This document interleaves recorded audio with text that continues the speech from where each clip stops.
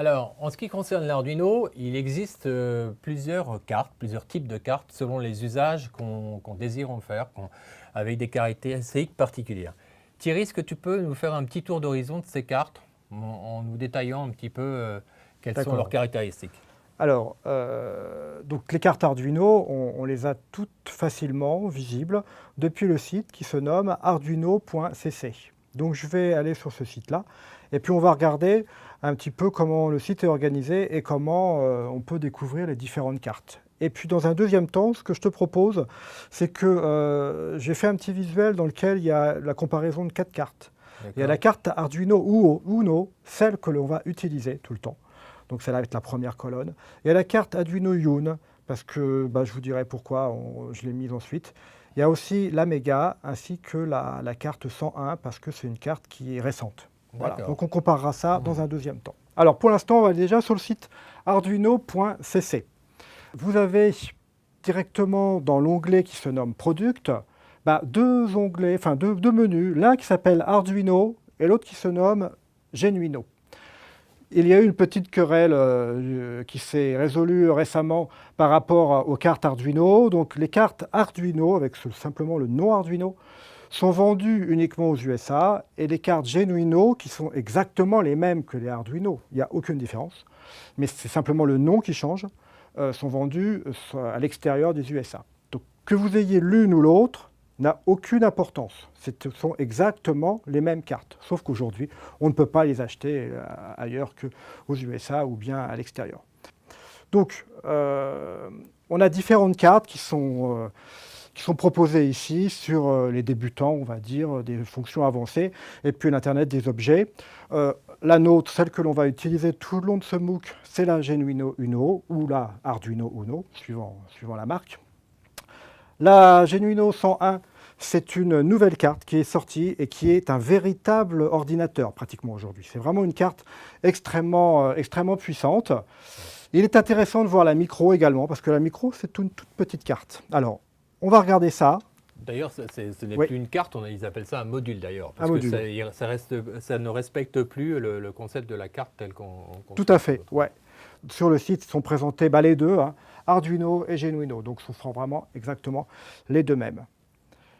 Donc, nos deux autres cartes, la 101, au niveau taille, au niveau look, on va dire, entre guillemets, c'est pratiquement la même chose, sauf que celle-ci a deux processeurs.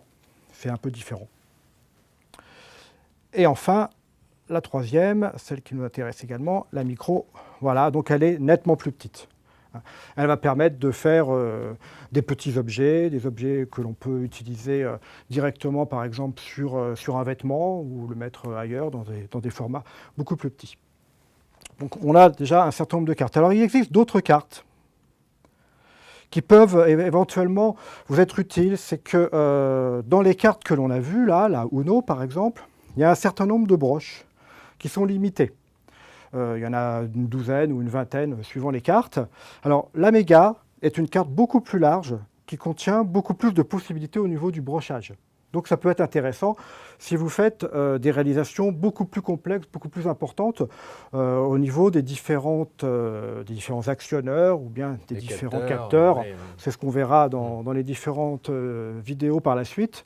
Donc je vous montre la Mega, simplement pour en avoir une petite idée. Ouais, elle est plus longue, effectivement. Elle est plus longue, et puis il y a des broches qui sont situées là, il y a des broches là, et là, il y en a trois séries. D'accord. Donc c'est intéressant. Alors elles sont un peu plus chères, mais elles sont souvent intéressantes pour ce genre de choses. Voilà, donc globalement, on a fait un petit peu le tour. Je peux vous laisser regarder ces différentes cartes depuis le site. On va passer à mon petit visuel de comparatif, voilà, qui est là. On ne va pas tout lire largement, mais on a la Uno, alors la Yun. On va tout de suite se mettre 30 secondes sur la Yun, la micro et la 101. La Yun, donc, c'est une carte qui intègre dès le début une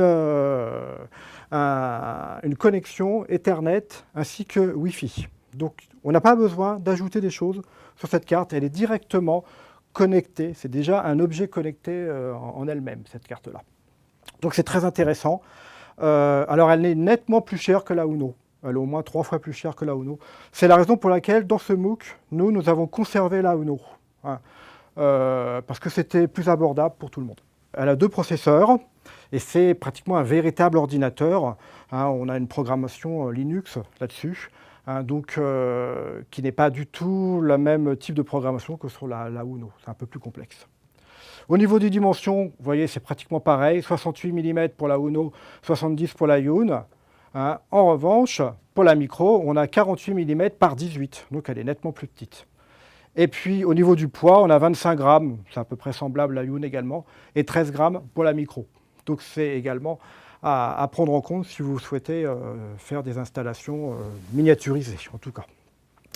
Alors pour les différentes autres caractéristiques, il est à noter que la majorité des cartes classiques, entre guillemets, ont 32 K de mémoire flash. On aura l'occasion de revoir ce problème de mémoire. Non, mais la mémoire flash, donc, il faut rappeler, donc c'est la mémoire qui va accueillir le programme que vous allez développer. Exactement, donc 32 K. D'où l'intérêt, comme on le dit, d'où l'intérêt de faire très attention à bien optimiser votre programme par la suite.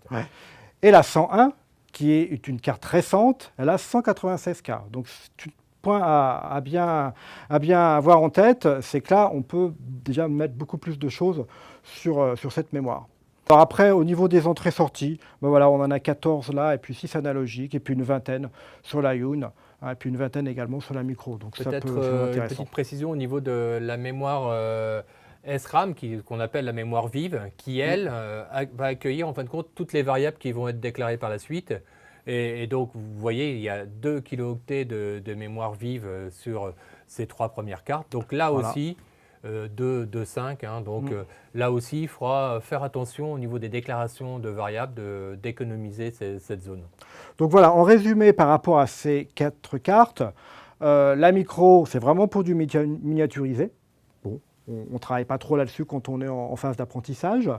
La Uno, c'est celle qui est la moins chère. C'est pour cela, comme je vous dis, qu'on l'a utilisée. Pédagogiquement, elle est très bien placée puisqu'elle n'est pas chère et puis elle peut faire déjà pas mal de choses. La Yun, alors elle est extraordinaire puisqu'elle intègre déjà du Wi-Fi, de l'Ethernet, elle intègre déjà un tas de choses. Donc effectivement, alors quand on apprend, c'est peut-être déjà une Rolls presque, mais c'est quand même, ça reste une très très bonne carte. Et enfin la 101, la 101, on a choisi de pas l'utiliser tout de suite parce qu'il y avait un certain nombre de librairies externes, qu'on verra plus tard, qui n'étaient pas encore bien adaptées à cette carte. Elle est sortie il y a quelques mois, voire même quelques semaines pour nous, donc elle était un peu trop récente. Voilà. Mais par contre, en termes de prix, la 101 est légèrement plus chère, voire semblable au niveau du prix de la Uno. Donc ça va devenir un très bon rapport qualité-prix dès lors que les librairies pour cette carte seront aussi fournies que pour la Uno actuellement. Alors bien entendu, par rapport à la suite de ce MOOC, il est vivement conseillé, il est même presque obligatoire que chacun d'entre vous ait la carte Uno pour éviter des problèmes lorsqu'il va y avoir des évaluations par les pairs. On va vous demander un certain nombre d'exercices, de petits travaux à réaliser, et il est bien entendu que chacun doit être sur le même pied d'égalité, et donc nous on a tout prévu pour la carte Uno. Donc la carte à acquérir rapidement, entre guillemets, c'est cette fameuse carte Uno que vous pouvez trouver facilement sur Internet ou chez des vendeurs d'électronique. Merci Thierry.